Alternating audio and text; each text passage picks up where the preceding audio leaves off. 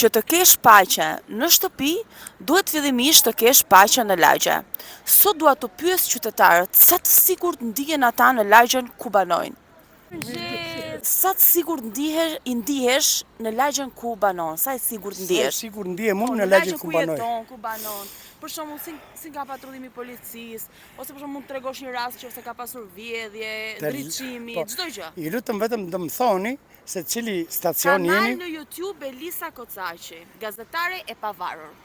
Unë quhem Kurt Koçi, i ardhur nga Dibra, përballë Dibrës madhe, dikur të ndara Dibra madhe, Dibra vogël. Tani Peshkopi, për të qenë i qiltër dhe i drejt për siguri, me thënë drejtën, vetëm jam shmang nga çdo hajni e batakshi, sepse kam dash vetëm me eliminu faqezi.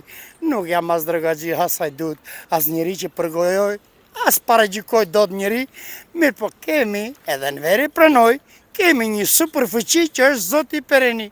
Tjerat nuk i di. Do të kërkonit që t'ishin më të shpesh për shembull ndriçimi apo policia apo ndriçimi për shembull më kanë thënë makinën ka i 6 vjet, as se dikush kush e ka thënë. Se ke marrë vesh, ende? Ja. E plot gjana tjera. Plot. Po s'ke siguri fare në këtë vend. Sa siguri e ke? Po të kishe siguri, nuk kanë hik tërë pjesë shqiptarëve jashtë. Po kanë vetëm pleshë që puna ime. Lagjen ku banoni? Unë në fakt nuk banoj. Në vendin ku banoni, kudo që banoni, keni siguri, e kam fjalën për nëse ka pasur ndonjë rast vjedhje, ose për shembull patrullimi i policisë ka qenë i shpeshtë. Unë jetoj në Londër, kështu që këto drejtime janë mirë. Janë okay. Në raport me këtu janë 100%. Janë më mirë. Më mirë. Bëhet shumë qejfi. Ni sigurt. Po ku ka siguri këtu në Shqipëri me të gjitha problemet? Këtu është një tmerr, s'ka siguri fare. Këtu duket sikur ne bëjmë një jetë primitive, një jetë të thjeshtë, një jetë të dalë ku dalë. Çfarë siguri ku ka siguri? S'ka siguri as në një vend tjetër. Për shembull, është patrullimi i policisë i shpesh nga lagja juaj? Ka, policia faktikisht është aktive. Ka momente të caktuara që. Po rastet për shembull vjedhjesh, keni pasur në lagjen tuaj?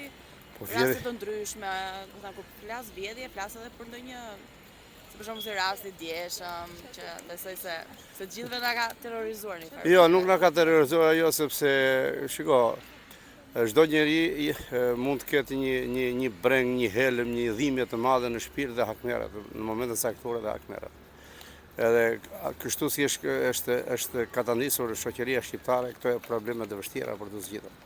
Për shembull, ju se keni provuar të shkosh në spitalet tjerë, nuk të kap infermieri me dorë nëse si e plek. Është një tmerr i vërtet. Kështu që është një fatkeqësi, si mund të themi në Zoti e shpëtoi këtë punën e shoqërisë shqiptare. Po siguria nuk është aq sa duhet, pasi si gjithë vrasja e gjyqtarit të djeshëm, e bëri që dhe media botërore të flasë për këtë. Ti e lexova gazetën Le Monde, një gazetë franceze, ku thoshte për 6 mujorin e parë të vitit 2025 janë 225 raste të tilla me armbajtje pa leje në Shqipëri, domethënë. Dhe do të merren masa, ashtu siç e tha dhe ambasadori Gonzato IBS, që rastet të tilla të mos ripërsëriten. Po ndodhin shpesh se unë jetoj te qyteti studenti, edhe ndodhin shpesh domethënë rëmuja gjëra, apo jo në ekstrem, po forcat e rendit paraqiten janë patrullim, por duhet ditur që policia civile duhet të jetë më prezente në ambiente, në sheshe, gjëra këtu, dhe kamrat e kontrollit fizik që janë kamrat monitoruese, duhet të ketë më shumë në vende ku ndodhin ngjarje të tilla. Ku ka siguri me teshtet më. Ç'o duhet bëjmë? Si duhet ta zgjidhim tani? Apo nuk zgjidhet. Sa ti kishet ja lën dorë zotit. Me këtë shet ti e pedhe. Po prandaj e bëra këtë pyetje unë, sa të sigurt që ndihemi. Ti shif edhe në trotuar, parkojnë makinat nëpër trotuar. Të marrin përpara, thoj. Parkojnë nëpër trotuar, bllokojnë rrugën e Këmbësorit. E vërtet. Shishin shikoje. E vërtet. Është bë qeverisë, jo publiku, e popullit.